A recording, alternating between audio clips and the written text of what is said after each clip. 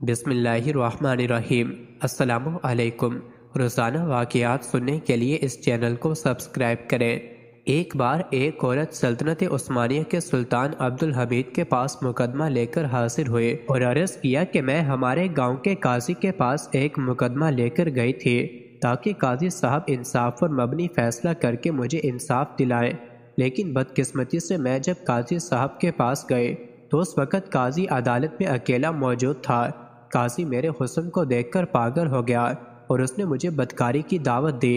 میں ایک نیک اور پاک باز عورت ہوں اور میں نے قاضی کی دعوت کو ٹھکرا دیا۔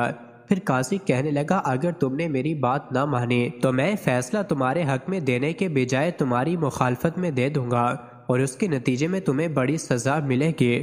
سلطان عبدالحمید نے اس عورت سے پوچھا، پہلے یہ بتاؤ تمہارا مقدمہ کیا تھا؟ تو وہ حسین و جمیل عورت کہنے لگی، ایک دن میں خیمے میں دوپہر کے وقت بیٹھی ہوئی تھی اور مجھے باہر گھوڑی کی آواز سنائی دینے لگی۔ مجھے ایسا لگا کہ میری پڑوسن کی گھوڑی ہمارے خیمے سے کچھ فاصلے پر بندھی ہوئی تھی۔ جب میں اس کے قریب گئی تو مجھے پتہ چلا کہ گھوڑی پیاس کی شدت کی وجہ سے چلا رہی ہے۔ میں سیدھا اپنے خیمے کے اندر گئی اور پانی والا برتن اٹھایا اور جا کر گھوڑی کے آگے رکھ دیا۔ گھوڑی کو پیاس کی شدت نے بہت کمزور کر دیا تھا۔ اس نے فوراً سارا پانی پی لیا، لیکن بدقسمتی سے اس پانی میں کوئی ایسی زہریلی چیز گر گئی تھی کہ پانی کو پیتے ہی فوراً گھوڑی کی موت واقع ہو گئی۔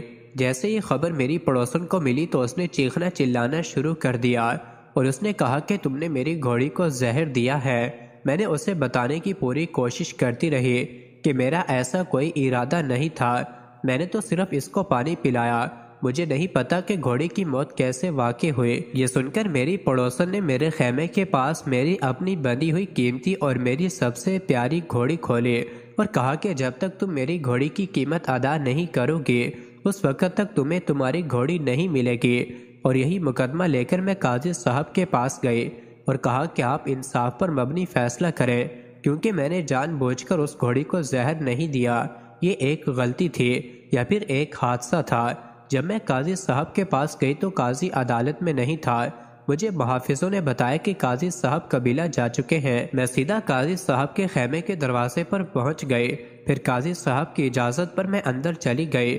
میں نے قاضی کو اپنی بات تفصیل سے بتائی، مگر قاضی مجھے دیکھ کر میرے حسن کا دلدادہ ہو چکا تھا اور میرے جسم کو للچائی نظروں سے دیکھنے لگا۔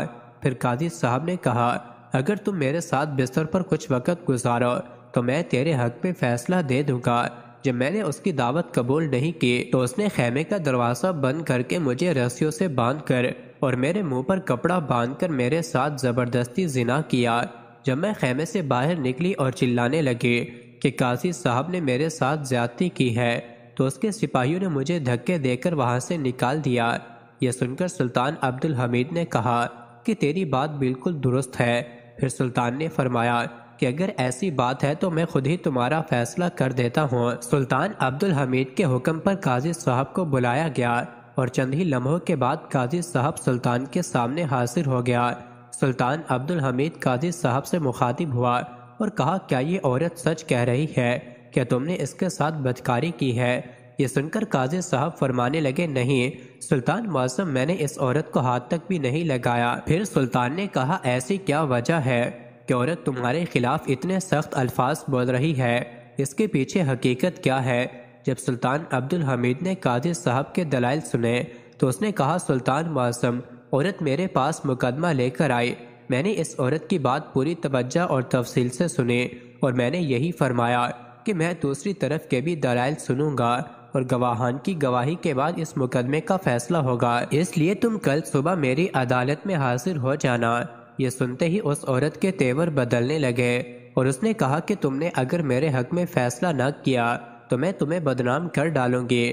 حتیٰ کہ اپنے حق میں فیصلہ دلوانے کے لیے اس نے مجھے اپنے جسم کی بھی پیشکش کی۔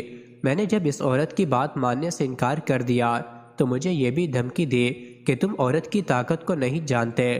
میں نے اس سے بار بار کہا کہ میں دونوں طرف کے دلائل سننے کے بعد انصاف پر مبنی فیصلہ کروں گا، لیکن یہ عورت جانتی تھی کہ یہ گناہگار ہے اور اس نے واقعی ہی اپنی پڑوسن کی گھوڑی کو زہر دے کر مارا ہے، کیونکہ اس کی گھوڑی پڑوسن کی گھوڑی سے کمزور اور کم خوبصورت تھی، اس لیے یہ اس سے حسد کرتی تھی اور اسے ڈر تھا کہ فیصلہ اس کے خلاف آئے گا اور اس لیے یہ مجھے دھمکیاں دینے لگی۔ جب میں نے اس کی بات نہیں مانی تو اس نے یہ مجھ پر گھٹیا الزام لگا کر آپ کے پاس آ گئے۔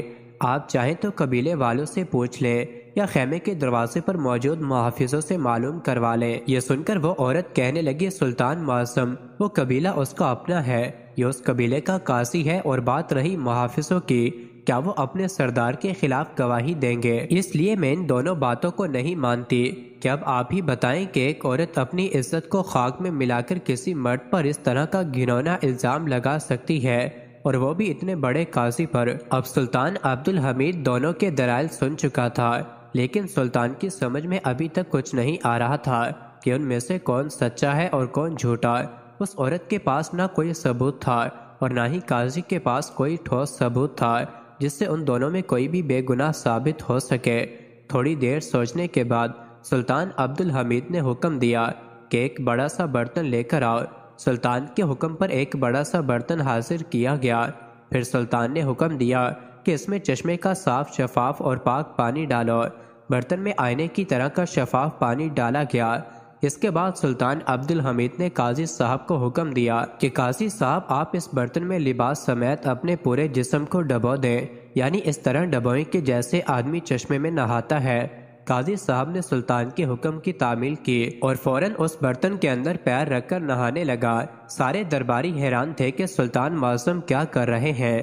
اس کے بعد سلطان عبدالحمید نے حکم دیا کہ میرا اپنا ذاتی گھوڑا لے کر آؤ۔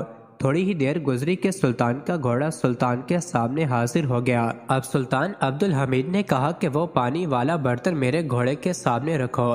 جیسے ہی وہ پانی کا برتن سلطان کے سامنے رکھا گیا تو گھوڑے نے فوراً پانی پینا شروع کر دیا۔ یہ دیکھ کر سلطان عبدالحمید نے کہا کہ چلاک عورت، تم سراسر جھوٹ بول رہی ہو، قاضی صاحب بالکل بے گناہ ہے اور اس نے تمہیں ہاتھ تک بھی نہیں لگایا۔ حتیٰ کہ میں یہ کہہ سکتا ہوں کہ قاضی صاحب کا دامن بالکل پاک صاف اور شفاف ہے۔ یہ سن کر تمام درباری بڑے حیران ہوئے کہ ایک برتن میں نہانے اور گھوڑے کے پانی پینے سے کیسے پتہ چلا کہ قاضی صاحب بے گناہ ہے اور عورت گناہ گار ہے۔ تو سلطان عبدالحمید نے کہا کہ میرے گھوڑے کی یہ خاصیت ہے کہ یہ نجس پانی کو منہ نہیں لگاتا، پینا تو دور کی بات ہے، اور اگر قاضی صاحب نے اس کے ساتھ بدکاری کی ہوتی تو یہ پانی نجس ہو جاتا، اور گھوڑا اس کو کبھی منہ نہیں لگاتا، اس لیے یہ عورت سراسر جھوٹ بول رہی ہے۔ اس کے بعد سلطان نے اس عورت کو کہا کہ اپنے الفاظ میں تم خود ہی سچ سچ بتا دو، ورنہ تمہیں ایسی سزا دی جائے گی کہ تم اوروں کے لیے نشان عبرت بن جاؤ گے۔ جب عورت کے پاس اور کوئی چارہ نہ رہا تو اس نے سلطان عبدالحمید اور تمام درباریوں کے سامنے اپنے گناہ کا اقرار کر لیا اور بتایا کہ جیسا قاضی صاحب نے کہا تھا ویسے ہی بات ہے، میں نے ہی اپنی پڑوسی کی گھوڑی کو زہر دے کر مارا ہے، اور اس سزا سے بچنے کے لیے میں نے قاضی پر یہ الزام لگایا۔ اس کے بعد سلطان عبدالحمید نے فیصلہ سنایا، گھوڑی کے قتل کے عوض تمہیں گھوڑی کا جرمانہ ادا کرنا ہوگا، اور ایک معزز اور نیک ایماندار قاضی پر گھٹیا الزام لگانے کے جرم میں تمہیں 1 سال کے لیے زندان میں ڈال دیا جاتا ہے۔ مزید ایسی ہی ویڈیوز کے لیے چینل کو ضرور سبسکرائب کریں۔